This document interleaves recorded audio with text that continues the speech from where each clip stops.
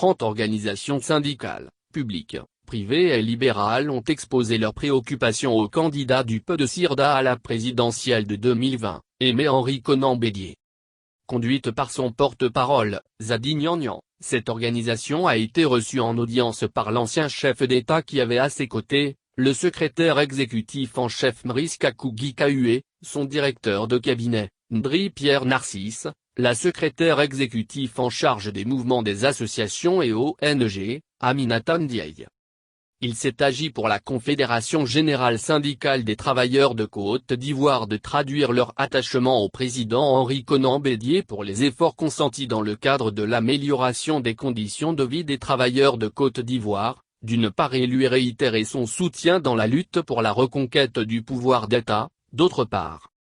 Nous sommes plus de 30 organisations syndicales, publiques, privées et libérales, venues en famille, ce mardi, pour féliciter le président Henri Konan Bédié dans son combat pour la Côte d'Ivoire.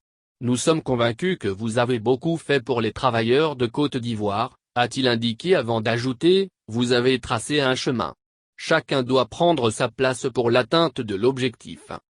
Zadi Gnagnan a saisi l'occasion pour faire part des préoccupations du monde du travail, lesquelles s'articulent autour de la question de l'indemnité de logement revendiquée par l'ensemble des fonctionnaires, la valeur de l'indice de salaire de base bloqué depuis des années, la question du code du travail dans le secteur privé, la question de la retraite, le dialogue social.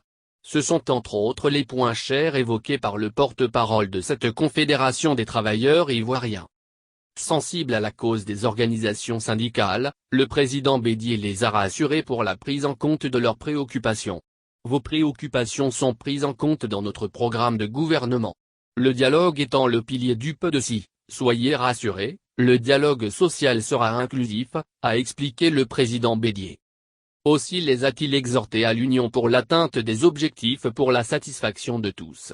Soyez au cœur de la lutte sociale et même de la lutte politique. Nous sommes sur de nombreux chantiers pour la restauration de l'état de droit. Soyez avec nous dans une unité d'action pour que la lutte aboutisse, a conclu le président Bédié, comme rapporté par les services du PDCIRDA.